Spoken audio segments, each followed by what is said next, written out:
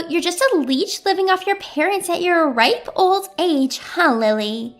Leeches should get lost. This is going to be our house. My 8-year-old niece, Emily, spat out these hurtful words, grinning. My sister Anne and her husband Sam were snickering next to Emily. I could guess the kind of parenting they were doing, given the outrageous statement from an 8-year-old. I no longer feel any need to forgive them, my niece, my sister, or her husband. I felt the pent-up anger inside me flare up. My name is Lily. I live with my parents at our family home. I used to live on my own, but I moved back home because I was worried about my aging parents. I love my work, and I'm not at all interested in relationships. I never intended to get married in my life, and one of the reasons I decided to live at home was to cherish the time I had with my parents. My dad was a chef, and of course, he's really good at cooking. Even after retiring, he cooked for us at home, and I always looked forward to meals. Having experienced living alone, I missed my dad's cooking, which is one of the reasons why I returned home, but that's a secret. When I decided to live with them and support the household, my mom retired from the part-time job she had held for many years.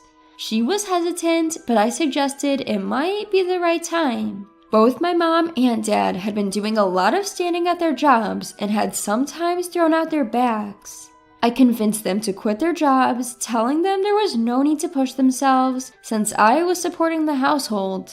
I'm a mess outside of work and I'm not good at housekeeping, so I appreciate that my parents are at home doing chores. It's a win-win relationship between my parents and me. Disturbing the stable life are my sister and her family. My sister Anne and her husband Sam bring their 8-year-old daughter Emily almost every week. They come uninvited, drive 30 minutes to our house, and ask for meals. My sister says, "It saves on our food expenses, so we come every week. Raising a child really costs a lot of money." And her husband Sam neither denies nor hides it. They would eat the meals my dad cooked as if it was their right, then leave without cleaning up. That was their weekly routine. Even if they just came, ate, and left, I might have let them do without anger, but my sister's other behaviors were unacceptable. Every time before leaving, Anne would scrounge around our house. She would take things she thought could be sold on an online flea market app. So I've had to hide my accessories and important clothes in the back of my closet. On top of that, she rummages through our fridge, taking food ingredients without asking us. When I told her that would be a crime if she were a stranger, she dismissed me, saying, "You wouldn't understand, Lily. It's tough to keep a household running when you're married." But Anne is not the only selfish one. Emily, who inherited Anne's genes, has become more and more like her as she grew up. Ew, this is gross. Emily made a sour face at the meal my dad made.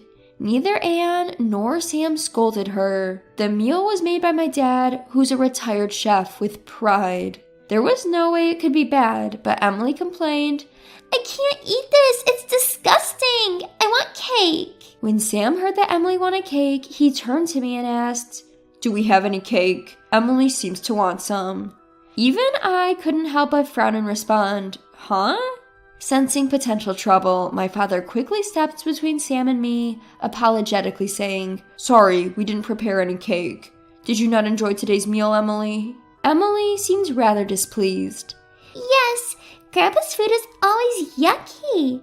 I only want to eat sweet things. Desserts are the best. I don't want to eat Grandpa's food." "Oh, I find it convenient and it saves us on grocery bills, so it's fantastic. But if Emily says so, we have no choice. Dad, Mom, please prepare some sweets and cake for Emily next week." I couldn't forgive my sister Anne for accepting Emily's selfishness as a matter of course and bossing our parents around. However, if I spoke out now, our already shrinking parents would feel even more troubled. I pitied my parents and, unable to complain that day either, sent off Anne's family as always after they had finished looking through our house. I can't believe the audacity, acting that way just because it's their parents' house? Unforgivable. Exposing my anger, my mother apologized, saying, "It's my fault for not having the cake ready. I'm sorry." while my father silently discarded the leftover food prepared for Emily. My heart ached at the sight of my parents' actions. I spent the following week contemplating whether I should tell Anne and her family not to visit anymore, only to have them arrive at our home yet again. Without any notice, as if it were a matter of course, Anne's family walked in asking, "Is dinner ready yet?" Emily complained about the cake my mother had bought, saying, "I prefer one with more strawberries." Sam changed the television channel without asking. Seeing my sister and her family doing as they pleased as usual, I was flabbergasted when my father's cooking was ready. Anne and Sam were enjoying their meal, chatting, and even sharing a bottle of wine. Emily, dissatisfied with the cake we'd bought and refusing to eat a single bite of the meal, was playing a game on her smartphone saying, "Grandpa and Grandma are really useless." As I wished them to leave sooner, Anne suddenly cheerfully mentioned, "Oh, right, we've decided to move into this house from next week." Huh? My voice echoed with surprise, and it seems that my parents, who hadn't heard this before, were equally shocked. Sam supplemented Anne's announcement saying, "It's a hassle to drive here every week. Besides, if we live together, we can save even more on groceries, and we won't have to pay rent." Unable to utter a word, my parents stayed silent, and I finally objected, "Wait a minute. That's quite sudden. We don't have enough rooms, and you're planning to live here without contributing financially? That's way too presumptuous." Anne and Sam's faces contorted at my words, but it was Emily, not them, who rebutted first. "Lily is an embarrassing adult who needs to move out anyway." Setting her smartphone on the table, Emily stared at me defiantly. "What do you mean by I need to move out?" "Lily, aren't you a parasite living off your parents at your age? Parasites should get out. This will be our house." Emily, sounding smug, received stifled laughs from Anne and Sam. For a moment, I wondered if an 8-year-old should talk this way. I had to do a double take when Emily, all of 8 years old, called me a parasite. Based on the reactions of Anne and Sam, I assumed that they had indoctrinated their daughter to think of me in such derogatory terms. "No, Emily, don't say such things. It'll hurt Lily's feelings," Anne said. "I don't want to live with Lily. I want her gone by next week. It's embarrassing to live with a parasite. What if my friends find out?" Emily was looking at me as if I were garbage. Anne and Sam were chuckling beside her. I felt a surge of anger, having endured their behavior for so long. "All right, as per your wishes, I will leave by next week. Rest assured," I responded. Anne's family seemed satisfied with my response. They left, as usual, without helping clean up. My parents looked terrified at the prospect of living with Anne's family, but they were relieved when I proposed a solution. There was so much to do before Anne's family moved in. My parents helped out, and it was a great relief. The house had been tidied up, and the move is complete. Just as little Emily asked, I've effectively moved out of the house for them. The day arrived when Anne's family was supposed to move in. I was busy organizing my stuff in my new place. I missed my old house where I had lived for so many years, but the new place was nice, and I felt a sense of relief, knowing that I wouldn't be irked every time Anne's family visited. While I was engrossed in cleaning, Anne had apparently been trying to reach me on the phone. My phone rang again, showing numerous missed calls from Anne. I picked up. "Lily, why didn't you pick up earlier? There's a problem with our house." Anne cried. "Well, it's my house actually. I've already demolished it," I said, half chuckling. Anne screamed, "What have you done?" I could only imagine their shock when they arrived to find the house in the midst of demolition. You see, when I had moved back to support my parents, the house was transferred to my name. It was my call to demolish it. I figured it was better to knock it down than let Anne's family take it over. The house was old anyway, and my parents agreed with my decision. I wanted my parents to enjoy their retirement, so I took care of all their expenses. Emily's comment about me being a parasite was, therefore, greatly misguided. I explained all of this to Anne. "You and Emily have said a lot of wrong things about me. It's not good to educate your daughter like this. It'd be a pity if Emily turned out to be like you." I told Anne, my voice dripping with sarcasm. She seemed more shocked than anything else. She'd selfishly run her mouth and then came to me almost in tears asking, "What should we do? After all, we've already terminated our lease and moved out from our previous house. We're going to end up homeless. Emily is still only 8 years old." "Maybe it's good for Emily to experience hardship," I responded casually while continuing to clean. Anne started crying. "How could you be so heartless?" I thought that should be my line. Who was it that repeatedly insulted me through their own words and through their daughter? I asked her. "I'm sorry. I'll make Emily apologize too.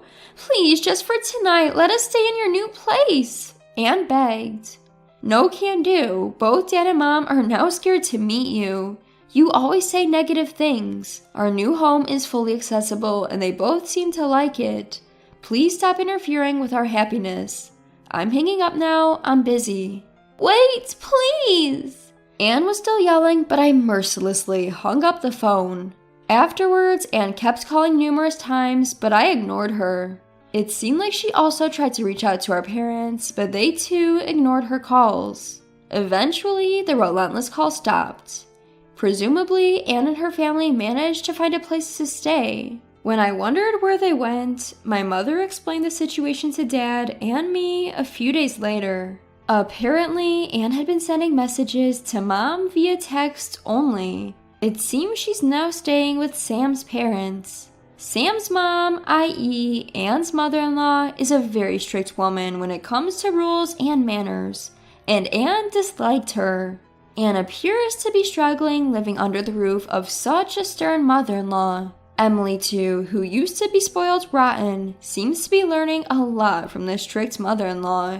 There's no doubt she would have grown into a terrible adult if she continued her old ways, so in retrospect, this seems to be a good thing. It may be tough on Emily, but it's unavoidable. I hope she'll manage to become a well-mannered grown-up. It seems Anne and Sam were more broke than we imagined. Sam was a fan of gambling, frequently squandering his money on various bets. Anne wasn't against gambling and didn't stop him, even enjoying it with him at times. However, they accumulated a substantial amount of debt due to their gambling.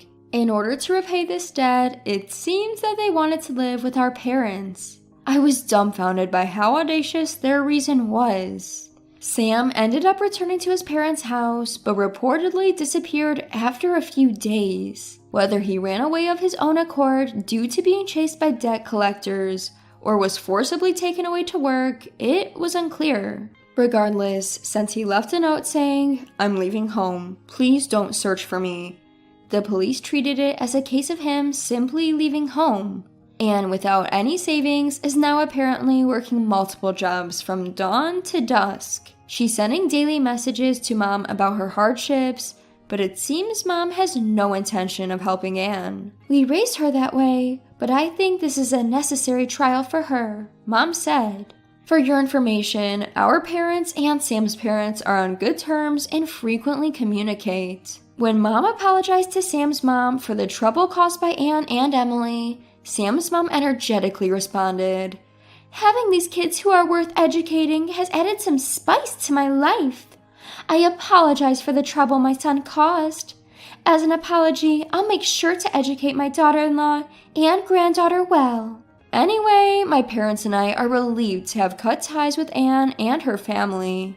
We're relishing the fact that we can now spend our days without the constant dread and annoyance. Dad, who had lost some confidence in his cooking after Emily's criticism, is now joyfully showing off his culinary skills thanks to our new house with a spacious kitchen. I've always loved Dad's cooking, and every time I say, "delicious," he seems more motivated to cook.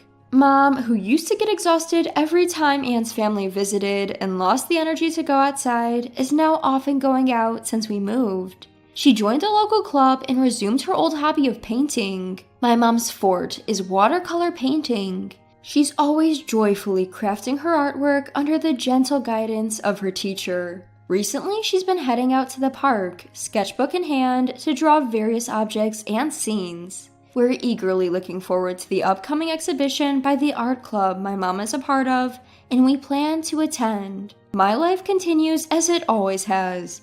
Busy but enjoyable as I continue doing the work I love. The constant nagging from my sister and her family has finally ceased, reducing my stress levels significantly. It wasn't until I felt this relief that I realized just how much stress they had been causing me. It's refreshing to remember just how bright and cheerful I can be. My parents are aging, but they are enjoying their lives now, which makes me happy. Even if they eventually need care, our home is equipped with accessibility features, making caregiving easier. Lily, thanks to you, we are so happy. We truly appreciate it, my mother-in-law often says. My father echoes her sentiments with a warm smile. Indeed, thank you. In part, my devotion to my parents was born from a desire not to have regrets when the inevitable separation comes. However, seeing them so pleased is the greatest reward. I want to continue living this slow-paced, warm life, and will do what I can to ensure our daily lives remain this way.